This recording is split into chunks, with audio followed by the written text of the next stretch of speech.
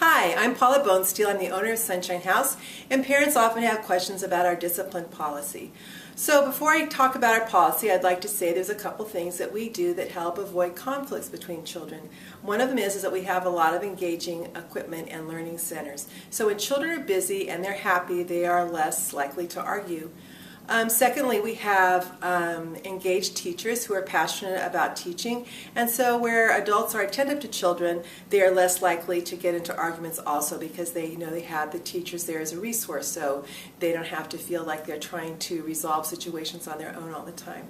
But given that, children are people just like us, and they do from time to time get into arguments, and our policy towards that is to view it as a learning situation and to teach children conflict resolution skills.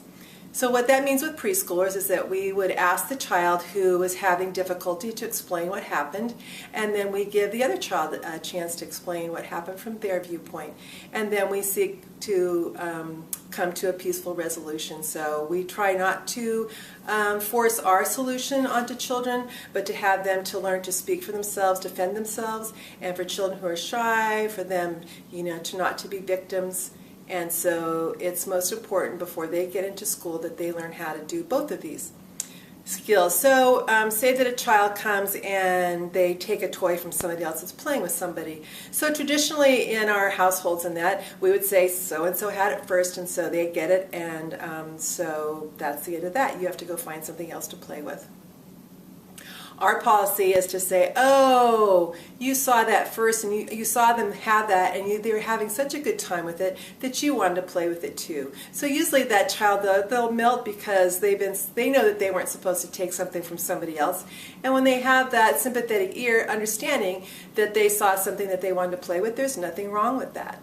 So we say, okay, so you wanted it, but let's talk to the other person, let's work this out. Then we give the other chance for the other child to say, I was playing with it first, and he came along and snatched it. So then we talk about resolutions and how we can solve the situation. So sometimes they work things out on their own, and then sometimes we make suggestions.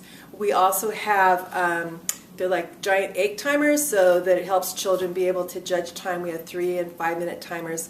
So a lot of times when it ends up that they're going to choose to take turns with it, we use those egg timers so the child that's waiting has a visual cue as to how long it's going to be till their next time. So that's our policy about discipline, and thank you for listening in.